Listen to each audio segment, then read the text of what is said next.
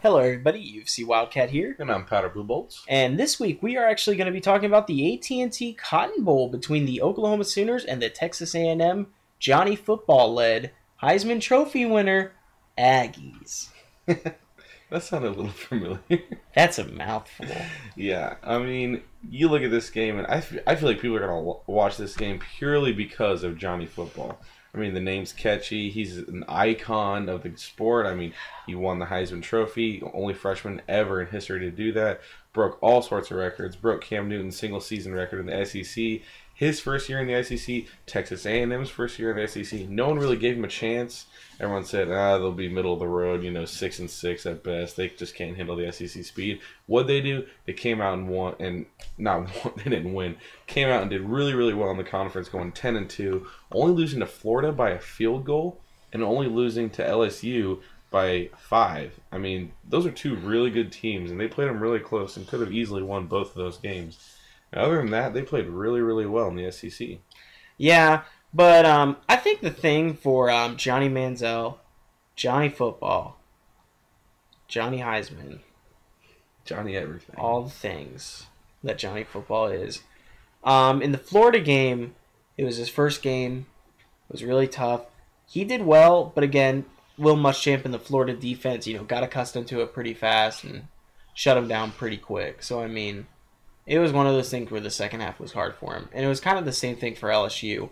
LSU wasn't really ready for the Johnny Manziel scrambling ability and his way to get out of the pocket, but they just, started setting a spy, and Johnny couldn't really do anything in the second half. So, I mean, there's ways to stop him. Do I think Oklahoma's defense can? No. Good joke. Do I think Oklahoma's offense can compete? Yeah. Definitely. And it's going to be a really good game to watch. I mean, this is BCS Bowl caliber right here. Definitely is. These are two teams that kind of got trounced when it came to not being in the BCS Bowl. I mean, you look a little at shafted right there. A little shafted. You look at Northern Illinois. Do you really think Texas A&M and Oklahoma would lose to Northern Illinois? I mean, that's how I kind of look at it. Yeah, if you look at it that way, no. But, whatever. This is still a this is actually one of my favorite, most watched bowls. I mean, I'm looking forward to watching this one a lot. Yeah, it's going to be a good one. And if we start with Oklahoma here so we can save Johnny Football for all you kids later, just a little teaser. Just to keep you watching. Just to keep you watching, guys. I just want to know that you guys all care. I just want to kind of string you along a little bit. Just a little bit. All right. Whew. Got a little personal. But yeah, if we look at the Oklahoma offense, it's actually pretty good. We look at it, we got Landry Jones, who a lot of people said was going to be a Heisman contender, going to be a first-round draft pick and everything. But you look at it. He's done well. He's done well, but I mean, there have been games that, the Notre Dame game, which was lost, and it kind of sucks. The Kansas State game at home, both of those were at home, which is very upsetting. But yeah, he finished the season with almost 4,000 yards passing. He had 29 touchdowns and only 10 interceptions, which is actually pretty good. So I mean, this kid, he's not that bad. I mean, I feel like Landry Jones is capable enough to combat Johnny Football. Yeah, and it'll be a really good quarterback duel. Yeah, I kind of feel like Landry Jones. I mean, you look at quarterbacks in the country. I mean, obviously you got Johnny Manziel, you have Colin Klein. A lot of people have I'm blanking here.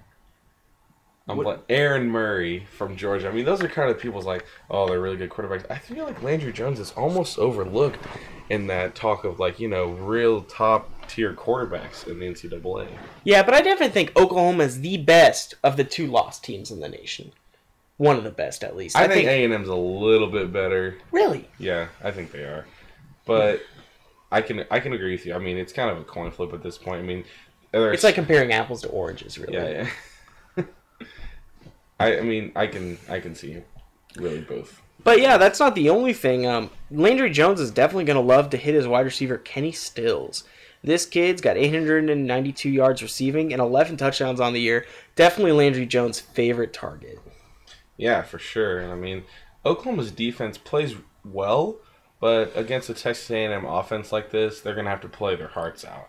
And against Johnny Manziel, they're just going to, I mean, they know what they're facing. They know how good he is, and they know he's won the Heisman. They just, I mean, obviously, they've seen what he can do on the field. So, I just want to say this, that the Mike Stoops, the old Arizona coach, he's very good with his defense. He's had a lot of success at Oklahoma. You know, they don't have the gaudy numbers. They give up 24 points a game, but they're definitely capable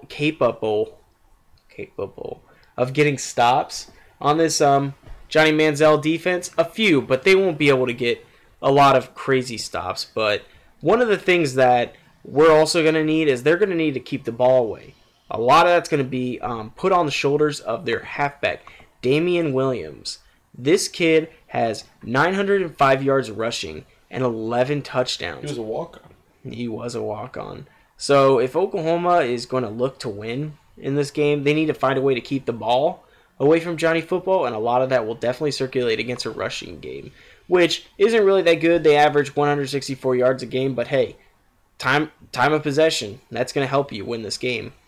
Yeah, if you can keep the ball out of Johnny Manziel's hands, that's going to really, really help you, because if he can't get his thing going like he did against Florida and like he did against LSU, then you can really have a good chance of winning. Going back to Oklahoma's defense, yeah, they give up 24 points a game, but look at the offenses they're facing. You look at Texas Tech, you look at Baylor, you look at West Virginia, you look at Oklahoma State. Those are four of the nation's best offenses, and giving up a lot of points to those teams, yeah, it's going to happen. It's going to be hard to stop a Nick Florence. It's going to be hard to stop a Geno Smith.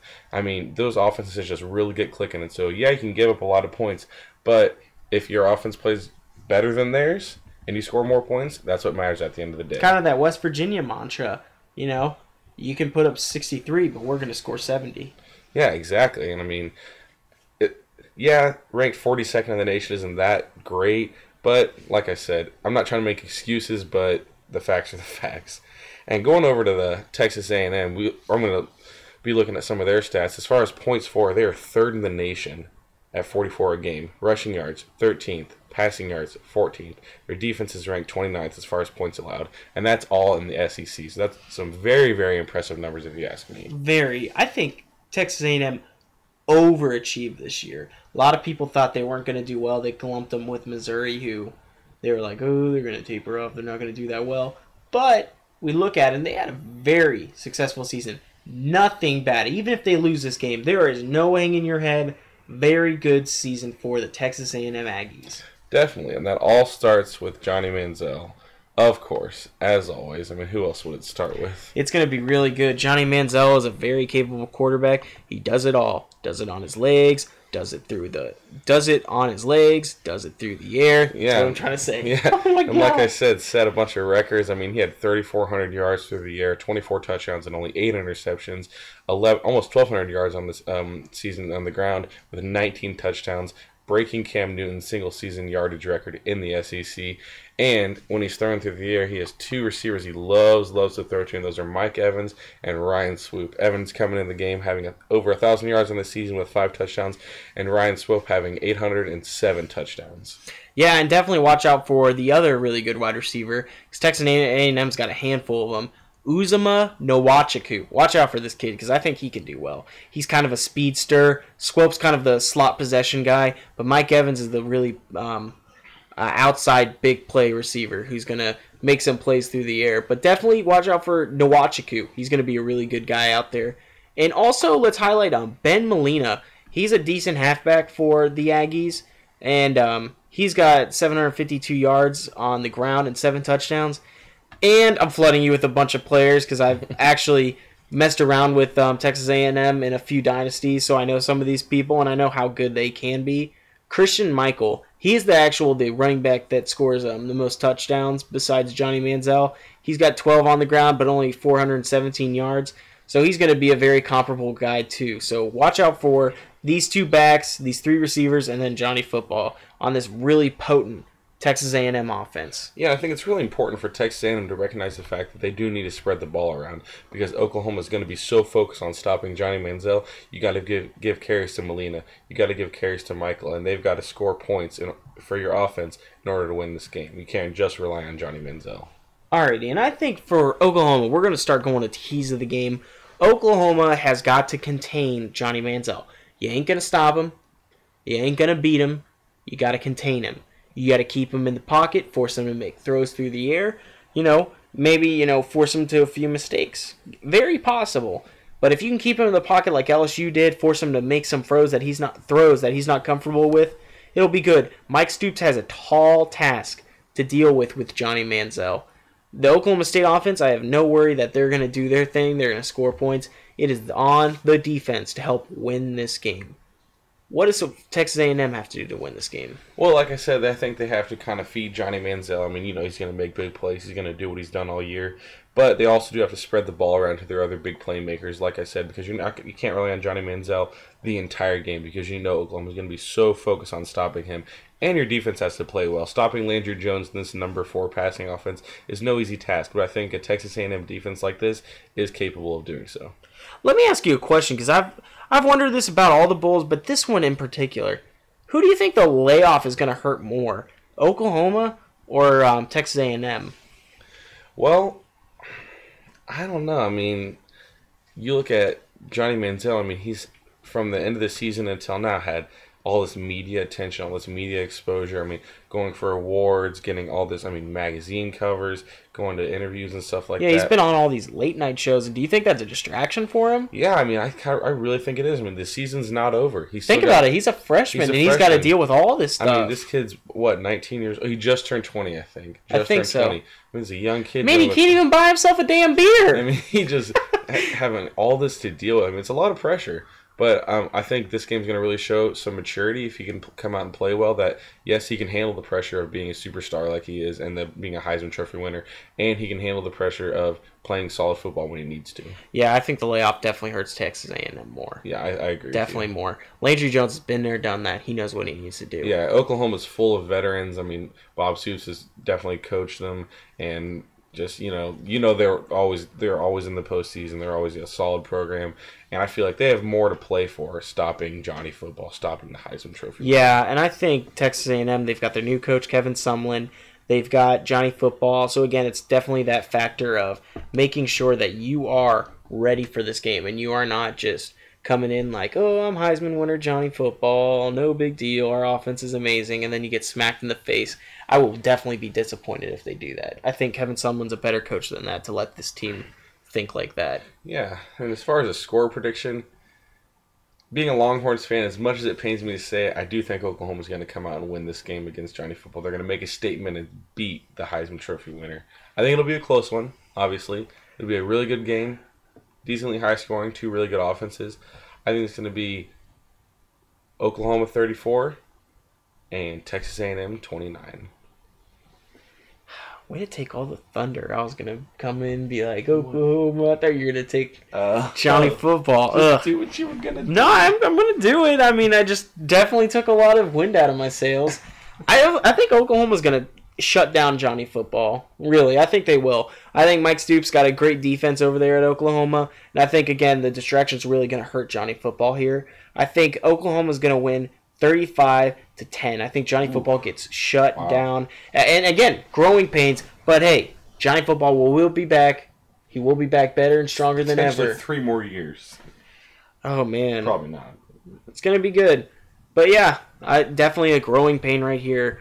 Definitely feel for the kid, but it's going to be tough. Tune in next time when we talk about the BBVA Compass Bowl. What the fuck? What kind of name is that? Where are we? The Compass Bowl. Between 6-6 Pittsburgh and 6-6 Ole Miss. I'm really excited about this one. It's gonna be a good game, and we're gonna talk about the game and the bibbidi bobbidi game. The Jello, the pudding pops. Oh, buddy, it's gonna be a good one. All right, guys, be sure to drop us a like, comment on this video, think of what you're gonna happen or what's gonna happen during this bowl, and be sure to subscribe. Definitely leave us a like for our Bill Cosby impressions. And the Jello pudding pops. Put the like button right there. UFC Wildcat and Powder Blue Bolts signing out. Sound like Bill Cosby had a stroke. Just a little bit. God, dick.